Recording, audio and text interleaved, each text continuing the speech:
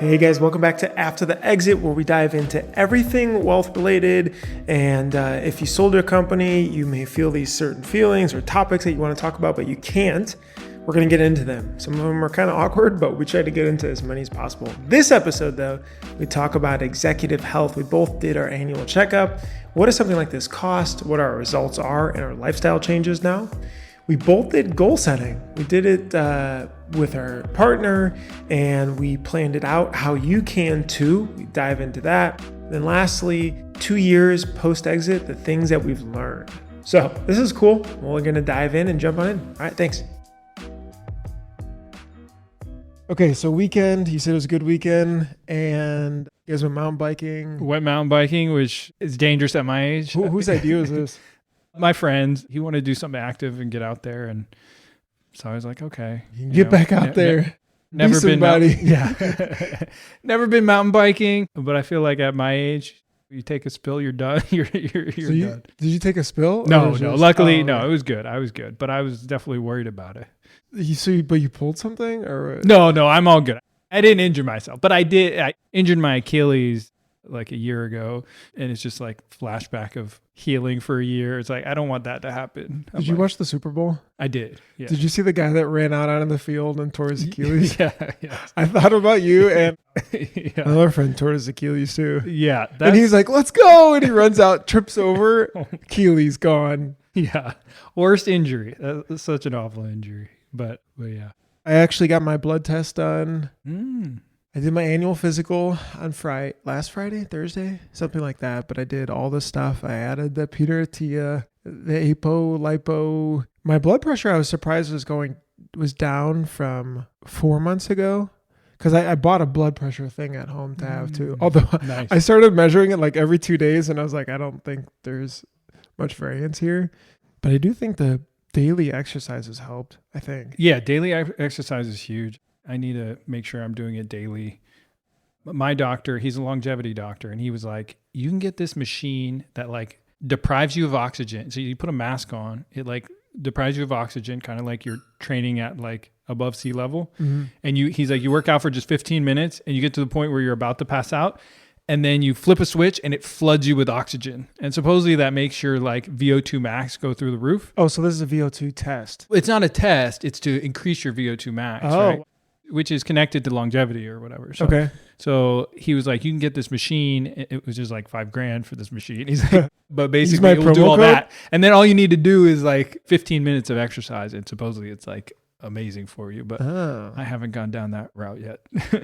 So how was the testing? Because I think you mentioned you started a doctor a month ago, 2 months ago? Yeah, so I went to this doctor. We did a lot of different blood tests and things. Then I'm getting a CCTA, which is like CT angiogram with Clearly. So that will like give me all the heart stuff. Which is what they keep talking about on the All-In Pod. They keep talking about that. There's the Gallery test, which is like tests you for cancers. So it's a blood test that will test you for a bunch of different cancers and stuff. I'm getting like Colon Guard, which checks for like colon cancer. It checks for like polyps and things. It's like not quite a colonoscopy, but comparable in some sense. Mm-hmm. So yeah, so I'm doing all those things and just trying to stay healthy. And like, is this insurance covered or no? It's all out of pocket? No, most of it is out of pocket. There's a few things that are covered by insurance, but most of it is out of pocket, unfortunately. I think some of these things are like... Is this like $5,000 a year for an exec doctor or like... It was a one-time physical. It was just under $2,000 for the whole physical and everything. And can you reach out to them, or it's just like a test that we do... There was like an in-office visit and we go through all the tests and he gives recommendations or whatever. He does concierge medicine, whereas if I wanted to continue, it would be $5,000 a year and then he could treat me or whatever. And he likes to do things like human growth hormone and testosterone and all the stuff to try to keep you healthy and young and all those kinds of things. That's cool. Did you get any results back? I got results. Yeah. Do you want to talk about it? Mostly healthy. I need to get my heart health a little better. Other than that, I'm pretty good. What did he say he's doing? That's all diet? Yeah, I mean, diet and exercise are like the exercise I think is actually might be number ones, but exercise, diet, they're both way up there. Those are like the two most important things. Do you think it's a big diet change you have to make, or it's... Yeah, I mean, I think it is. I mean, it's just like getting rid of all the crap, right? No processed foods, getting rid of all saturated fats, cheeses, like anything that you would think would raise your cholesterol, right? It's like all that kind of stuff. It's like Just hard. hang off of it. Yeah, it's hard. I think that's where like Private Chef comes into play. We should talk about that too. Yeah. Yeah, changing food consumption is very hard. My thing is sugar. We're just like almost obsessed with sugar. I have my big ass calendar though from Jesse Itzler that you guys can get to. I think a really cool, which we could talk about later. But one of my habit changing things was 3 times a week dessert only. I mean, how often were you having dessert? That's crazy. like 6, maybe 7. Oh my I don't know. goodness. I wasn't looking, but it was like my wife would order insomnia cookies on DoorDash, and we're like just hanging out on the couch, or we're like, hey, you want to go get ice cream? We go get ice cream somewhere. Yeah, I mean, it's a lot. Well, you're both pretty fit for eating we're dessert. very fit. Like Things are good, 7 but I was days a like, week. any obsession like this and I would go off of it for 4 or 5 days though, and I'm definitely more aggravated. I'm like a little bit more short, and there'd be points I just need something. Like I tried the more artificial sweeteners, didn't really give the fix, so I just have like a little bit of chocolate or something, and that would help. And I was like, wow, this is just weird. Have you ever worn a blood glucose monitor to see? No, I have seen them. I see them on the arms popping up more and more. There's like Have you tried levels. it? There's a couple companies. I have tried it, yes. And Was there anything helpful from it? I mean, it's kind of the normal stuff. I mean, the one thing that was surprising, I actually never have cereal with milk, like never. And I had like healthy-ish cereal, like some healthy whole food cereal with milk. And my blood sugar just shot like crazy, like more so than like alcohol or having like a dessert or whatever. And I was like, what is going on? And I think it was the milk, but whatever it was. Oh, you was think like, it wasn't the cereal? I don't know if it was the milk or the cereal, but either way, it was like that more than anything spiked. And I was like, what do you remember what kind of milk it was or no? I think it was just like low fat milk, Gotcha. just normal milk. Yeah. I downloaded MyFitnessPal and I measured what I was eating for 2 days. Yeah.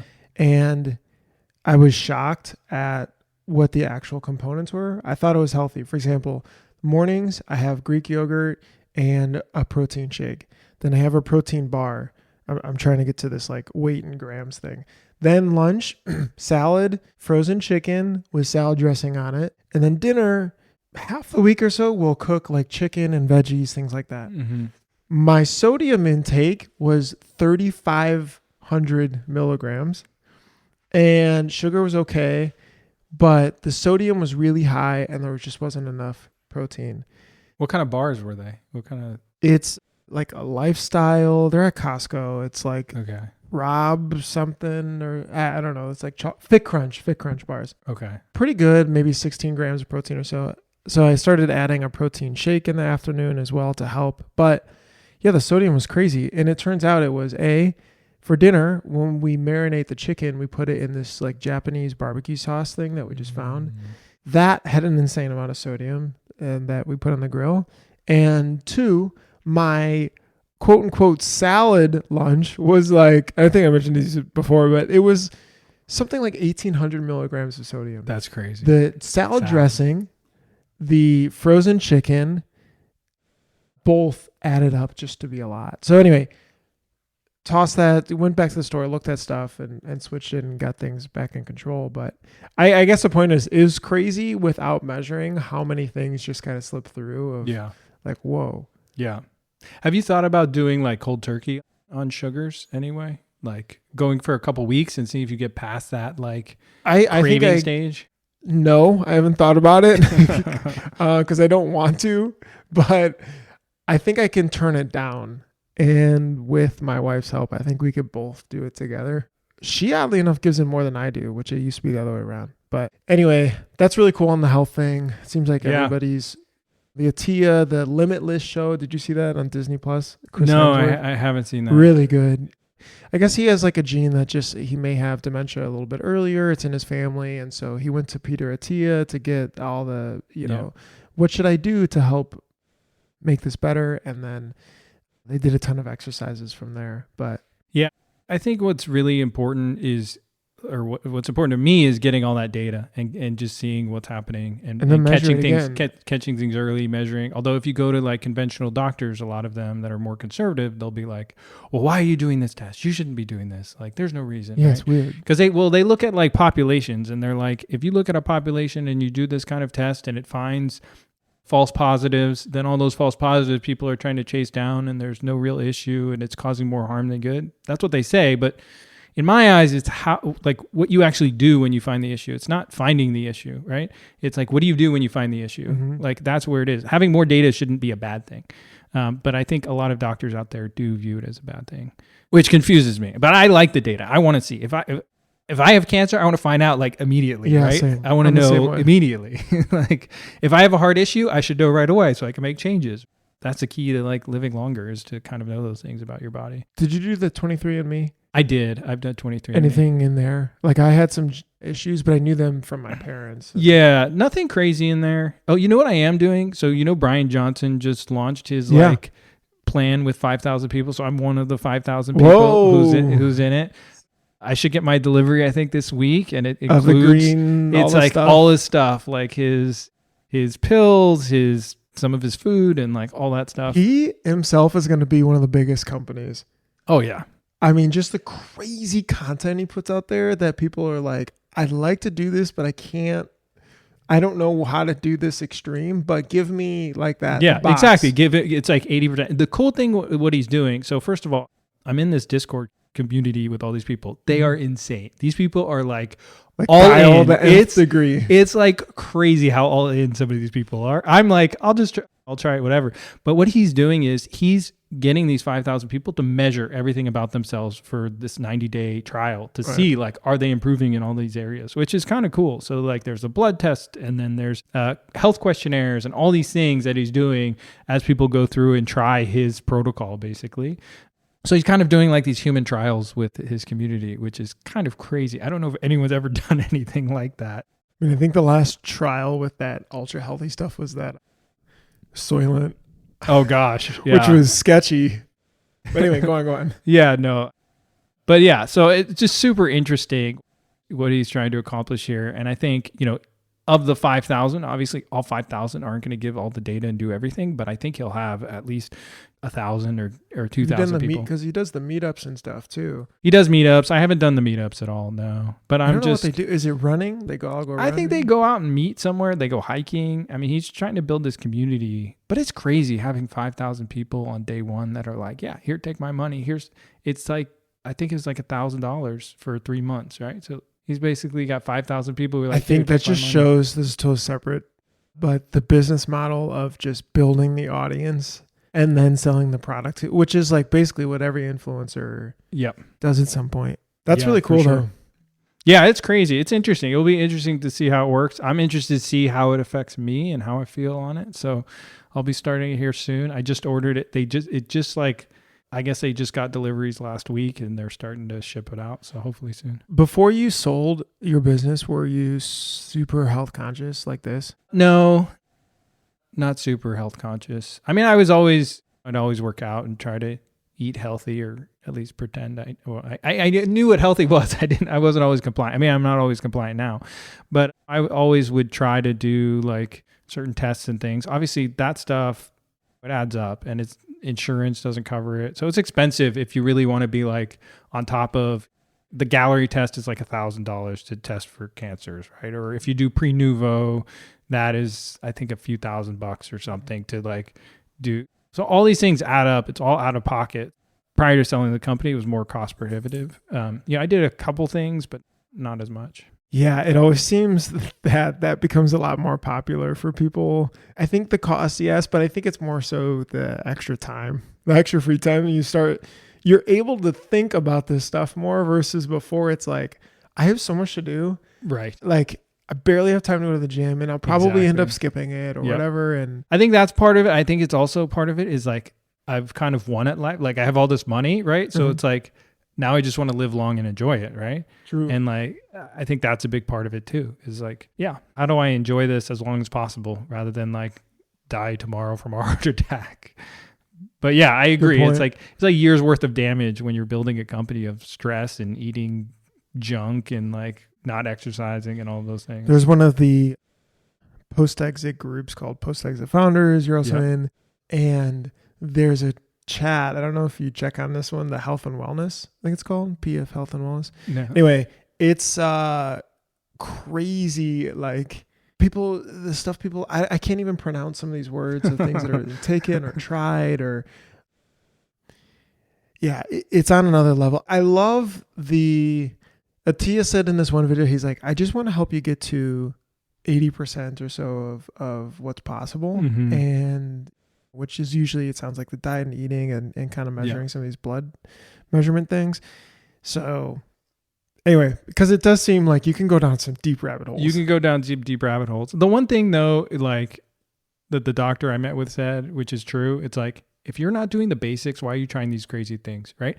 If you're not eating well and exercising, like why the hell are you going to take some medicine that you're like... What'd you have for breakfast? You're like, Honey Nut Cheerios? Right, exactly. Like, why are you going to try this medication that we think might help extend lifespan, but could also have some crazy life? How much water did you drink today? Yeah, exactly. Like 3 sips? Yeah, exactly. Yeah. He had this quote. He's like, he's like, you need to drink a ton of water because the solution to pollution is dilution. So he's basically like having all this crap in an environment or whatever. It's like, you just got to flush it out and have a ton of water. That's good. So yeah, if you're not doing these basics, right, which are not crazy cost prohibitive, you don't need these crazy doctors. Like, why are you going to go down the rabbit hole and like take some crazy medication you can't pronounce, right? Speaking of water and water bottles, that whole like nanoplastic thing came out of the Wall Street Journal article. If I remember, I'll try to put this in the description links, but it's basically that there's a lot of nanoplastics, which are smaller than microplastics, in water bottles. There's like, I don't know, hundreds of thousands or millions, whatever it is. And so, but the conclusion is that there's no studies done that correlate that to something bad. Obviously, you've been big on like, you don't store anything. No, I've got glass Tupperware containers. I got, water bottles that are either metal or glass, and I've been doing it for a while.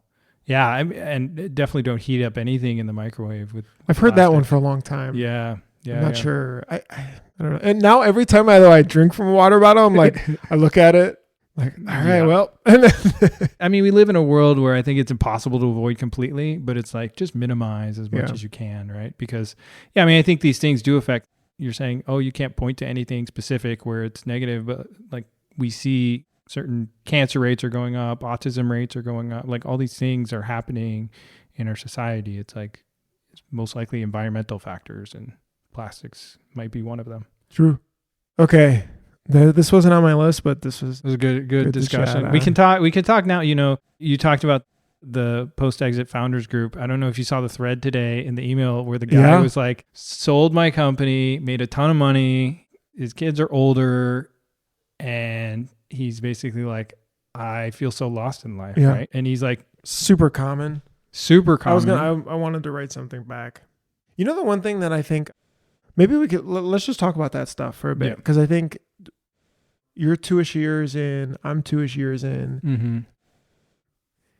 I think the most important thing that I didn't appreciate and didn't hear, like there's a lot of advice. There's like, you'll find your second wind or whatever that is, all this stuff, but that this is normal, A, and B, expect it to take 3 years, 5 years, I don't know, some super low standard of long amount of time to figure out fully who you actually are, and like minus the business, because essentially all of those 80 hours a week or whatever time you spent is gone. So there's this huge void. Mm-hmm. And I think when I lowered my standards on that started to create relief, where before there was a lot of anxiety of do something, find something, research that, go talk to that person, go to that event or whatever. Yeah.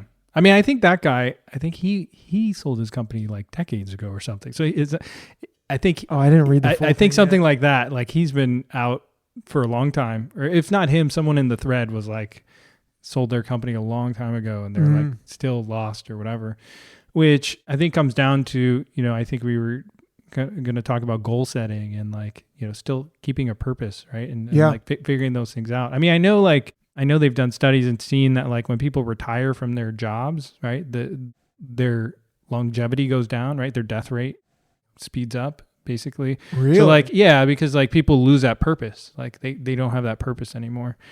So, I mean, super interesting topic. I think goals are still extremely important to have, right? And I think, I was thinking about this when we kind of were talking about the topic. I think even like Tim Ferriss in the book 4 Hour Workweek was like, once you've kind of like solved the money side of things, you need something to go on. And like he took like dance classes in Argentina to become like a ballroom dancer and compete or whatever, right? And I think all those things are about creating a purpose for what you want and giving you goals and things to attain. Because I think without that, it is really hard if you're just kind of wandering with no goals and purpose.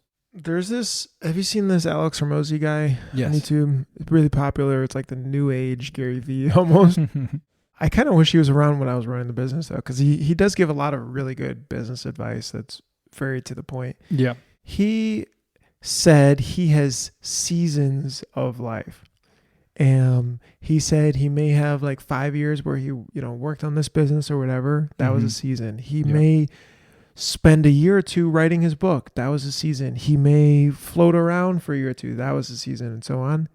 And it doesn't always seem like it's a season maybe in the time, but it's like you can look back later to say, oh yeah, that section of time was that season. Yep. And I feel like for me, I was like, when I heard that, I was like, oh, okay, so that's okay. Like, yeah, it's all right to dabble in like 5 different things. Like that's my season. Like that's, I'm at Old Country Buffet and like I'm trying the mac and cheese and the ham and the brownies and like the turkey and whatever else to see which one I really like. And it's hard to figure out what you really like until you get a little bit deeper, but instead of just reading about it. So, but are you talking specifically about like quote unquote work or like productivity things that you're dabbling in, or what kind of things are you talking about? Yeah, I think it's things and work. For me personally, I'm spending a lot of time surfing. I'm trying to improve there. I'm spending time just at home, like when my wife gets home, and we may go hike or run or do whatever together. Spending time on the business that I'm still employed at. Spending time on potentially like looking at other business opportunities or advisor type of roles, business ideas, diving deeper, real estate syndicate. I have on my list to go through like a very deep dive and to understand how that works. So, and these are goals that you put in place for the year, or? A lot of those aren't. Only like one of them actually are. So I probably should document that. I mean, you did go through a goal exercise, right? And plan your year. Which we could go into. Yeah. I think it would be interesting because I think people think like, oh, you got to find meaning. It has to be like work, right? But I don't necessarily think it has to be, right? It could be other things that you're motivated by, that keeps you interested, that challenges you, right? Like for me right now, I'm really focused on golf, right? In the same way that someone would be focused on like trying to run a marathon, right? So I'm trying to improve my score. I have a goal. I want to get there. And it's just like something to put my focus in and try. Does it really mean anything? No, but it's important to me and I'm working towards that. And it's something that challenges me. And so I think those things are good too, not just thinking about it in terms of like, how people generally think of like work or productivity. That's true. I actually wrote a post about that as far as like redefining what your job is. And someone said this to me too, is just like, you could just go hard at something that you're passionate about. Like it probably takes 100%. A lot of time anyway. Like the surfing, for example, there's the time in the water, there's working out, there's figuring out what to eat and doing that stuff. There's watching video and stuff. If you get someone to film you, you can go on trips with camp. I mean, there was like a lot involved. Sounds ridiculous and stupid, but like, but if it's what you enjoy and it challenges you, like, that may be the season. It's just as stupid as like working at a company and like filling out a spreadsheet, right? I mean, that's stupid. I mean, just because you're helping a company and getting money for it, like that's any more worthwhile, right? I think if it just fulfills you and it's interesting and challenging, I think we should talk about your calendar here. Should we do it? I think that's super interesting. I was going to pull up the goals too, because I think this was a really good template. But yeah, let's do it. I watched Jesse Itzler's episode of My First Million. I was very inspired by him. Just tons of energy. I always get fired up when I listen to like the Tony Robbins episode they had recently. Yeah. You just get fired up, want to do something. I bought the calendar, it came in a couple weeks later.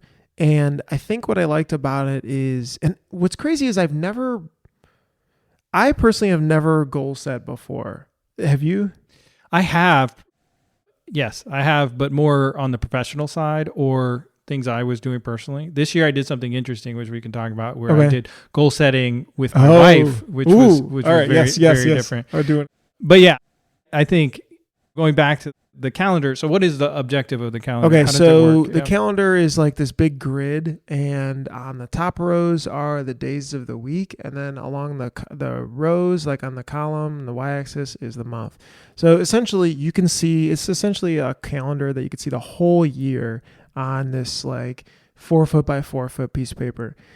The cool thing is that you get 5 different colored Post-it notes, and each one signifies something that means something to you. Jesse take those, and number 1, you should have a misogi moment, which is, it's a Japanese term. I believe it's like supposed to be where you're going to this waterfall and you're doing this ritual thing. But in this context, it's basically one thing that you've worked super hard for, and it's a year defining moment. This is like, you look back and wow, that was so crazy. You look back at the pictures and it means a lot. Then you have every other month, you have a mini adventure. So something you wouldn't normally do. And then you have quarterly habit changing events. Again, this is a guide. You have more colors. You could put different goals, different activities you want to do. I don't know, marathons, whatever it is. And you fill it up. And the beautiful thing I think about the calendar though, is that you see everything. Like you visually see, it's like zooming out of your calendar, but you physically see everything at once. And every time I walk by it, I'm like, cool, I'm looking forward to this trip, or I'm looking forward to going that adventure. I think that's awesome. I think having things to look forward to is super important too. Yeah. Right. And so having it visually, so every time you walk by, you see it. So let's talk. So what is your misogi? Okay. Originally it was this really big trip. I shared this with a few friends and who had been in his like club thing. Okay. And they're like, dude, that's not a misogi. Like you're glamping like in this adventure thing. Like you're not roughing it or anything. You're not preparing for it. And so I was like, he's like, it should be something you're really working hard for. And so I still need to actually figure that out a little bit. I wanted it to be participating in a surf competition, which was one at the end of the year. Yeah. And in the back of my head, it kind of is, but I didn't want to put it on paper because I have a lot of work still to do. So I don't know. It feels a little bit difficult, but maybe that's, you got to make it real. You can't wait till the end of the year and say, now this is my, I've said it out loud to this coach monthly thing I'm doing. Yeah. And so I put it out there, but you're right. I should just, you're a 12th of the way done with the year. So you gotta, I know. I was like, wait, what? Yeah. Okay. Mini adventures. We want to do PADI certification. We did a ski trip. We rented a van. We're going to go camp for a couple days. We're going on a trip to El Salvador for the surf trip. I just booked this other surf trip actually. I was with my parents this week and I'm like, wow, I'm spending a lot on surfing. Like we have this trip overseas and then we want to stay on a farm. So that was a bunch. And then my bonus is if I have time, I'd like to get sailing certified, like this entry level one. That's awesome. Okay. What are your habit changing things? Stop biting my nails. Okay.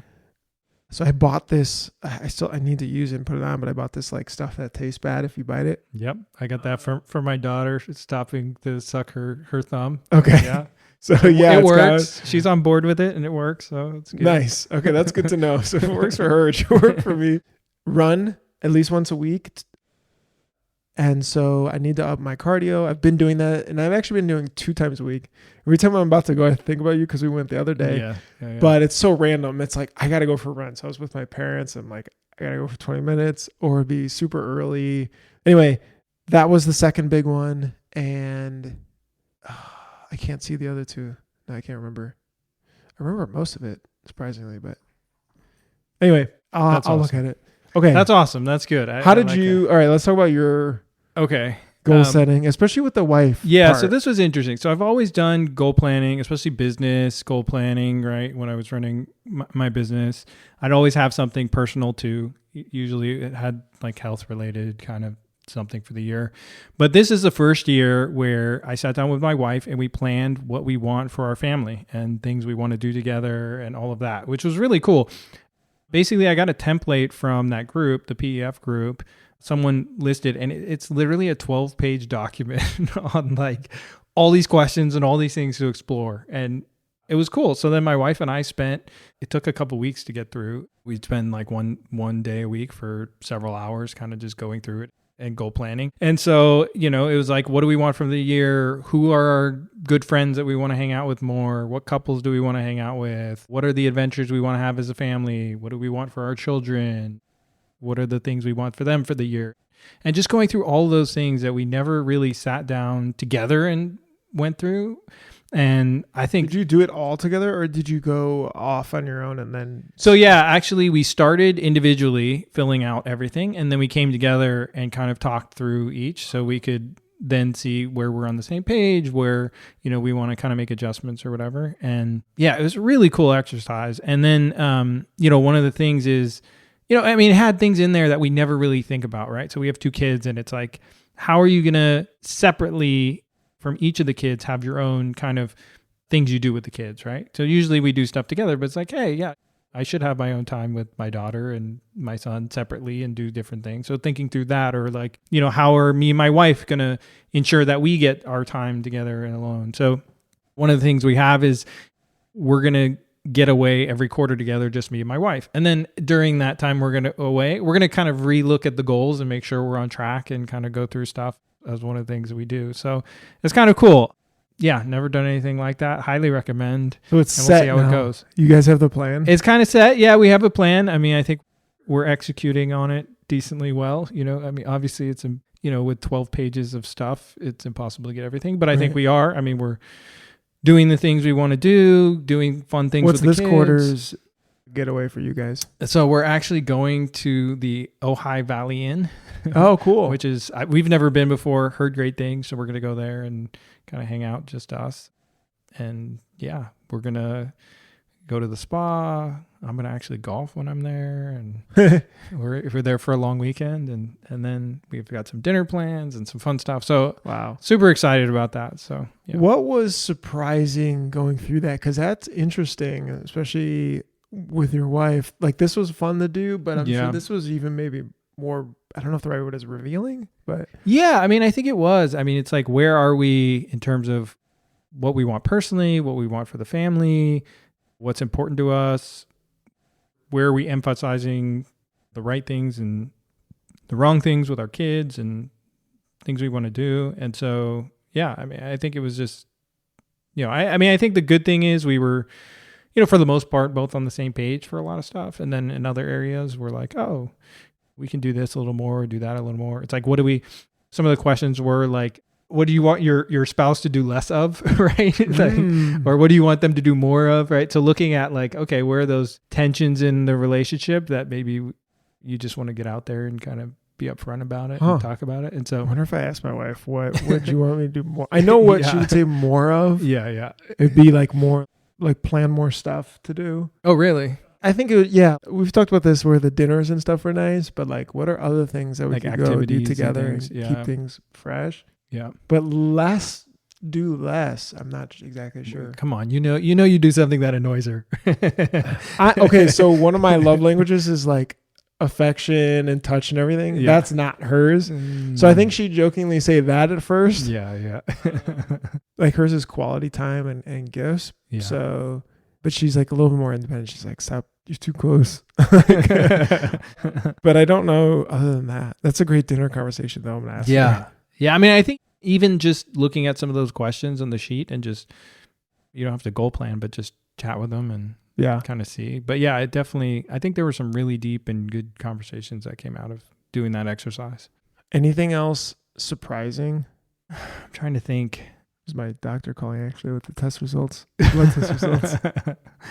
They won't email or fax or anything. Yeah. I have to physically go there and pick up the paper. Oh, that's kind of annoying.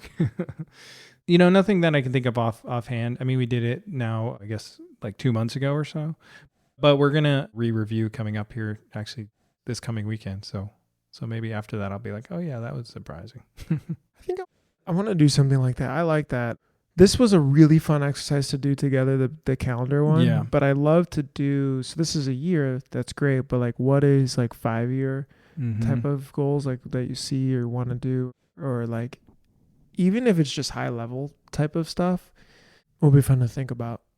Anyway, that's really cool. Yeah. Okay. The other, I think what I'll share here really quick is just the template of this personal and professional goals. I thought this was helpful to frame it, since I don't know if I could share that PF doc, but basically this was a great starting point. So there's family, personal, business, and financial. And another person told me to do something similarly in that, what do you want for each of these categories? And then get as specific and measurable as possible. He told me, he was like, financial, like, do you want to, for example, do you want your income to be passive or active? All right, let's say you say active. Okay, why? Well, I think that'd be fun to generate. I like the reward of working on something and then getting paid for it. Okay, how much? And he just like kept asking these questions. And at first I said, I want to have a company that I'd sell for 100 million. And he's like, okay, why? And I was like, well, I guess that sounds like a fun number and I could break it down. It's like 20 million ARR and this growth and so on. Like, okay, but like, why? Like, what does it mean to you? And eventually it was to a point where I was like, okay, this actually doesn't matter. It's just an ego thing. Yeah. And it violates the first part, which is personal, which I said that I want to spend time. My wife gets home from work. I want to hang out and spend time. There's no way that would be possible in that situation. Right. So, okay, cross that off. So going through these 4 sections, personal, business, financial, family, helped to flesh that out. And I think is a good starting point. Not as detailed as like the 12 pager, but like, no, this was a good one. Great. I mean, we did this in a group together and I thought that was super helpful too. But I think, going back to your point, I think a lot of people fall into that trap. They sell a company and then they feel like they need to then do it again. Right. Like, but like why 100 million, like that question that you were asked, like why, like it doesn't matter, right? The money doesn't matter at this point. So like, why does that? And I think people fall into that trap as like, this is the goal, right? For whatever reason.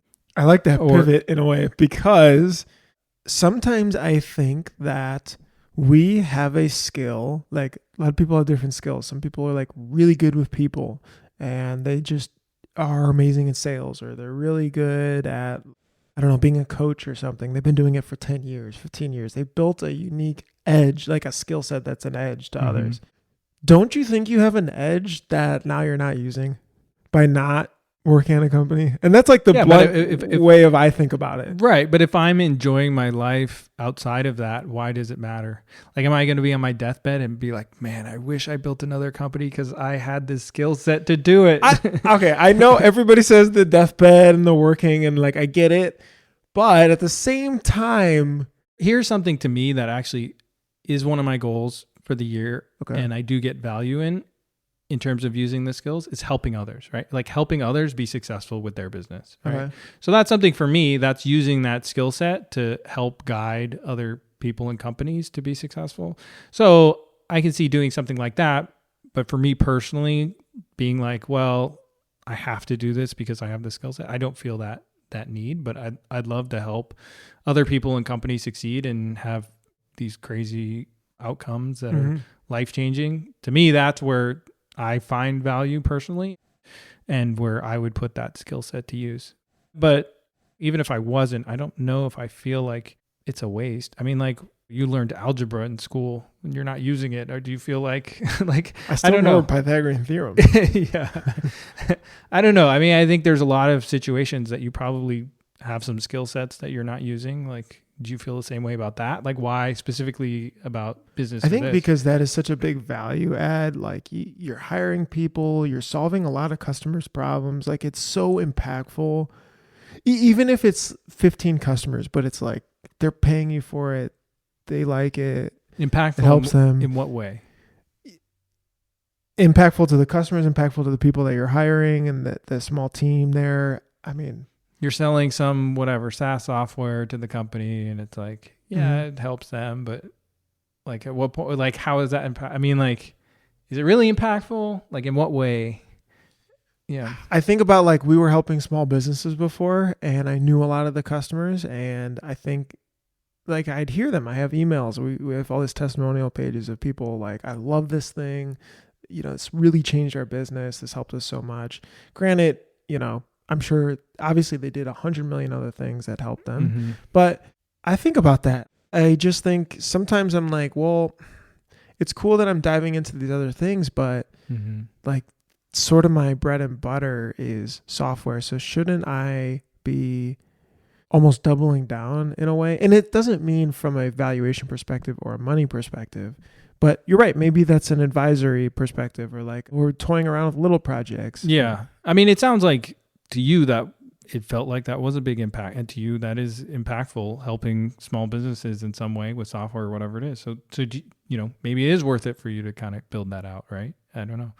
But to me personally, like, no. I'm like, you know, I sold something that there was value add to my customers for sure, but do I feel like I was changing the world? No. Yeah. You know, it helped the company, you know, do better. Great. Remember when that was startups? That was the thing to say. Yeah. We didn't say that because that was the cheesiest thing ever, but come change the world with us, you know, of photo editing or whatever the hell. Right. I definitely didn't feel that. But there is a group of people who feel like for their second startup, they need it to be bigger, right? It needs to change the world. It needs to be, you know. Yeah, that feels like a trap to me. The Teslas of the world, or the Figure AI. Right. I got to go 10x. World. Yeah, I got to go 10x. This has to be a world impact. It has to be like way bigger. So yeah, I mean, why do you think that's a trap? Yeah. But then at the same time, we didn't fundraise and stuff, and so I was never on that path. I loved the 37 Signals. They're kind of carving their own lane type thing. So, you know, I guess if you fundraise and went that path and you wanted a big exit, then you're addicted to that and kind of want that again. But yeah, that to me, I think there's two things I think about. Number one, to me, that feels like a trap in that I have to go bigger. And to your point, it's like, why? And to this other mentor's point, like really dig deep as to like what, like what's the reasoning? And then the other thing is that like, I feel that when people sell their company, there's the too passive investor or second time founder thing. And I like to question stuff. So I'm playing devil's advocate on my own end, but there's a third path. I don't need to. Neither.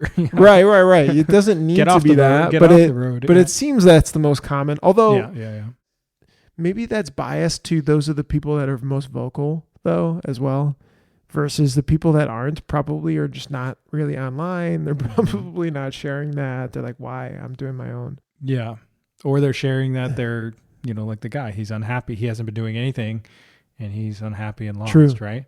So it's hard to say. But what about going big, not in terms of valuation, right? Being the $1 billion company or whatever, but like in terms of impact in the world, right? So it's building a company that has more impact in the areas that you want versus a monetary 10x bigger, right? That's a fair thought. So if you want to help, like for example, you want to help small businesses, maybe there's a way you can impact small businesses 10x, and that's your big kind of goal or thing. The one thing I'm discovering about myself is that I do enjoy the reward of money for a service or something that I did.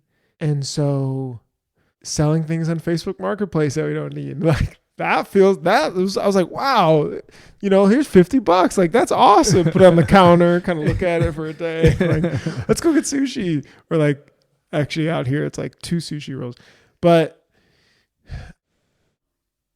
you're right. And maybe it's a balance. And I guess it doesn't need to be all or nothing anymore. It can be a couple different things that you are passionate about and do. Yeah. All right. We'll figure it out later. I kind of on this train here, I think the last thing I wanted to touch on was we talked about it's been 2-ish years. What are the things you feel like you've learned, right? Because I think this could be shared with other people. I felt very lost, not I mean, partially was identity wise, but also partially I was like, I don't understand what the windfall means. I don't know where I'm supposed to put it. I don't know what to invest in. I don't like all of these things were very new, as the only thing I was focused on was working on the product and growing the business and so on. So putting you on the spot here a bit, but I've got a whole list that I'll also like jog back and forth with you on, but I mean, things you could think about. I think one thing is, I think what do I do after is an evolution. It's not like you, at least for me, you pick something and you go with it, right? At first, I left the company and I kind of felt like, I need to do something. And then I was like, oh no, let's take a few months and wait. And then I was like, okay, I have all these business ideas. I should execute on them. I'm going to build like a holding company and just build them out. And then it's like, no, maybe I don't really want to do that. Focus on other things. So I feel like, I've kind of evolved in terms of like how I think about where I'm spending my time and where I'm getting like value out of my own life. So I think that's one thing. It evolves over time and you just have to kind of give it time to like settle in and feel. And like what I'm doing this year, my goals this year might be totally different from next year, and that's okay, right? And just kind of see where I want to spend my time and my energy going forward. So I think that's one thing.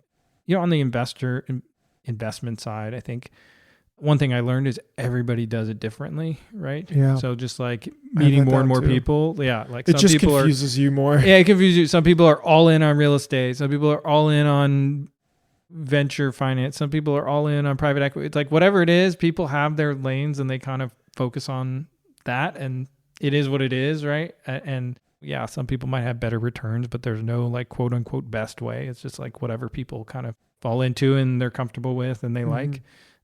So I do think there's some commonalities, but yes, everybody executes it a little bit differently. Yeah, for sure. And everyone has opinions.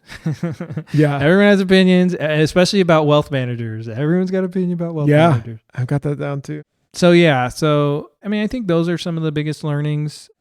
I think taking time to like let it all sink in and like not rush into something. I think that's something I know. I was ready to jump in and do something else. So I think it was good that I slowed myself down, because I think a lot of people do that. They jump in right away. We acquired a company after we were acquired by private equity. We acquired another company. The guy left and like started a company immediately. And it was like, really? Yeah. He made a lot of money. I mean, he never has to work again.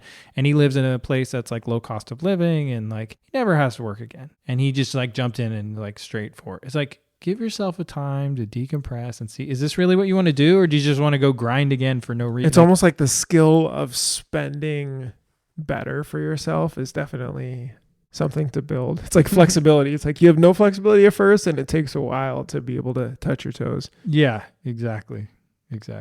Those are good. What are your learnings? Okay. I have a list. I'm going to try to pluck a couple and then stop me if you want to go deeper in on stuff. You talked about financial advisors. That's so interesting because on Reddit, Fatfire, on different forums, I feel like financial advisors basically get shit on left and right. And that makes sense because probably 80% are bad. But I do think the 10 to 20% that are good are actually a good value add and make sense.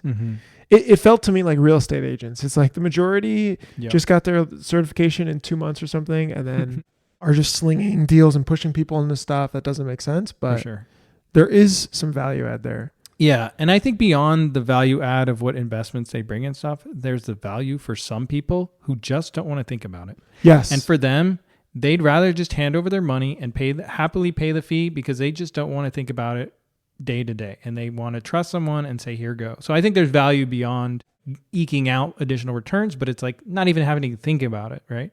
So I think I've learned that along the way. I couldn't agree more. I think it's even more so psychologically. So like I wasn't looking to beat market. In fact, I don't even think I was looking to match market because I'm not sure I could mentally stomach the swings of whatever natural event happens or unnatural event, whatever. But there's this really good post Chamath tweeted, which was psychology generally negatively affects your market returns. And things dip 20%. It's very easy to say, Yeah, of course you hold. That makes sense. In theory, that does. Okay, what if you dump 50 million in a month before because you read that don't dollar cost average, just lump Yep. sum. In data-driven models, it's basically the same or it's better. Yep. Okay, makes total sense, but psychologically, that is borderline torture to really watch and to see that. So, or even just like the market dips in 2022 and it's like if you have money sitting on the sidelines, oh yeah, it makes sense, throw money in, the market's low, everything went down. So easy to say, so hard to very hard to execute, especially in larger sums. I found I remember back in COVID pre-deal, I was like, wow, things are sliding, Apple's down 30%. I've always wanted to be a shareholder. Great, made sense. I don't think I could do that today. And also you think, oh, but could it go lower? I think it'll go lower. Who knows? Exactly. But I do think that a good advisor helps with the psychology of it and being able to take you out and being non-emotional about decisions. Yep. I do think with that also, there's a very difficult switch of going for regular income to living off of your portfolio and figuring out your income and expenses there. That is another skill that takes time, and I'm not fully there, but I do recognize that is like not easy to figure out. And mathematically, it's also difficult, especially if you're in a high tax state and there's different investments that are taxed, that aren't taxed, depending, blah, blah, blah. Yep. I think I also said it's okay and normal to be lost for a few years, probably going along with this thing that was going around. I wish someone said that it could take time to figure things out, and that is perfectly normal. The other thing is taxes. Did you take advantage of QSBS? Yeah, I mean, I sold too early. I didn't. I sold at the 4-year mark, not the 5-year mark. But I do still have some shares that I rolled in the company, and those are QSBS eligible. But yeah, QSBS is a great, huge win. I wish I had known about it, but yes. Taxes are this extra alpha essentially that you can absolutely gain a lot more from. Yeah. In your circumstance though, obviously it's hard to time it, and who the heck knows, because you probably got more alpha in 2021 than having waited, but maybe not. I don't know. The cool thing is, I don't know, if a lot of people don't know, but you get the QSBS benefit if you invest in a company too, which is pretty awesome. So if you invest and get some shares, if you invest early enough and you're following, if the company is a C Corp, or if you're a C Corp. No, the company, you don't have to be. Oh, okay. So as long as you have shares in the company and it's less than 50 million, whatever the rules are, right? As long as you're investing 10 or 5, I don't know. Yeah, whatever you're investing in that company, then if it does sell later on after 5 years, you've held it for 5 years, you get tax free up to 10 million, which is insane. Investors win. Yeah. It's definitely insane. I put also in relation to this that timing is everything, but you don't know almost what time it is. And so I feel like you can have the best business, but be in the worst time and you're dead. You can have the worst business and the best time, like a peak ZERP area 2020, 2021, and do well. That's one thing where actually you do have luck, is in that timing, because you can't really plan that. Whereas but you don't know it in the moment. That's the crazy part. In the moment, you don't know. I mean, I knew in 2021, everyone's like, oh, the market's frothy. It's frothy. But you don't know how long. Just going to continue? Yeah. It's just like, well, is this the new way people are buying? Right. Is this how people, Right. But it's luck. I mean, I think a lot of people I feel like they're like, oh, that person sold a business once, they were lucky, right? But it's like, I think the luck side of things is more that timing, right? Whereas running a business, you're running it over years and you have to make hundreds of decisions, and the majority of which have to be right to get to that outcome, right? So I think that's not as much luck. It's more luck, like the timing of things and where the market conditions are. All of that I think it's the luck side of things. True. Yeah. I agree. I put the book Psychology of Money. Have you read that? I've read some of it. I thought that was the most helpful book for me in that it defined the word wealth, or like being wealthy, in that it's not necessarily a measure of money, but he basically put it as the difference between what you're spending and what you're making. So if that gap is wider, you just naturally feel better. Mm-hmm. And I think that's also why people tend to chase cash flow after Yeah, an for exit, sure. because they're like, cool, pot of money, great. But here's my expenses, and like it's hard to understand the income coming from the portfolio. For sure. Having like $1 million that you know is coming in every year is very different than having like 10 million in the bank, right? Mhm. It just psychologically feels very different. Yeah. I put this one, I don't know if this one is the same, but I said real friends and family don't really care about it. I felt like I cared about it more than they did. Like, Mhm. I remember this one close friend, I was like, yeah, because it's like, you're not doing very much, or you're doing less and less during the day, and things are a little bit more obvious. How'd you just buy that house? Or like, what's Mhm. that? Or, oh yeah, I sold the company. And like, I remember one friend, he's like, oh, that's cool. You want to go out or something? Or like, and it was such a quick, I think on Fat Fire, some people put like, F you, like make me a sandwich, or so there's some comment that always recirculates. Yeah. But I just that made me realize that I'm way more in my head about it and thinking about it all the time than other people perceive it. Yeah. I agree. I think most people don't really, I mean, if you were friends before, family before, you're still the same, right? Yeah. Yeah. Okay. And then last one is, I do appreciate more privacy, and I signed up for a service, which we just mentioned on the podcast or on the blog, Delete Me, which was really good, and signed up for that. And like, I thought that was a really cool way of just wiping all my data off the internet, or trying to basically. Have you noticed less spam or anything? My work email is just destroyed. I think the email's been recirculated through every SDR possible. Yeah. I love the Gmail important thing, so if you don't make the important, thing, I'm sorry, I'm not going to see it. Yeah. The personal, I literally have spent tons of time though unsubscribing. Yeah. So I've gotten it pretty down to the couple newsletters I like reading, but less Googleable, I think, is a thing. Cause you're right. Like, you could pull up your address and phone number and stuff off of these sites like crazy. It's nuts. So anyway, and then the last thing I actually put, I'll mention this one too, is money means nothing if you're not healthy, and how can you overspend for yourself there? Which we talked about at the beginning. Yeah, 100%. Agree with that. Health is Number number one. Without health, you got nothing. Health, and then connections, family, friends. Yeah. Like those are kind of above the wealth. I agree.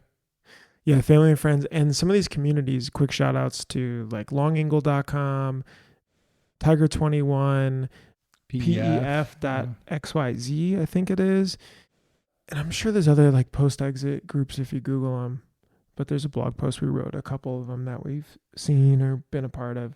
So yeah, it's helpful to have people who are in a similar situation that you can kind of chat through some of these issues on. Yeah, for sure. Okay, I've got other topics, but this is for next time. Awesome.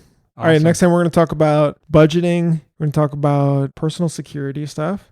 We'll talk about investing in the market, because I've been trying, as which many people in similar situations have been very heavy in treasuries and want to be more in equities, which has been fun to watch the market rip. It's like, wait for me. It's like the bus, like just missed the bus. So anyway, we'll talk about those next time. Thanks for listening, guys. Appreciate it. Thanks.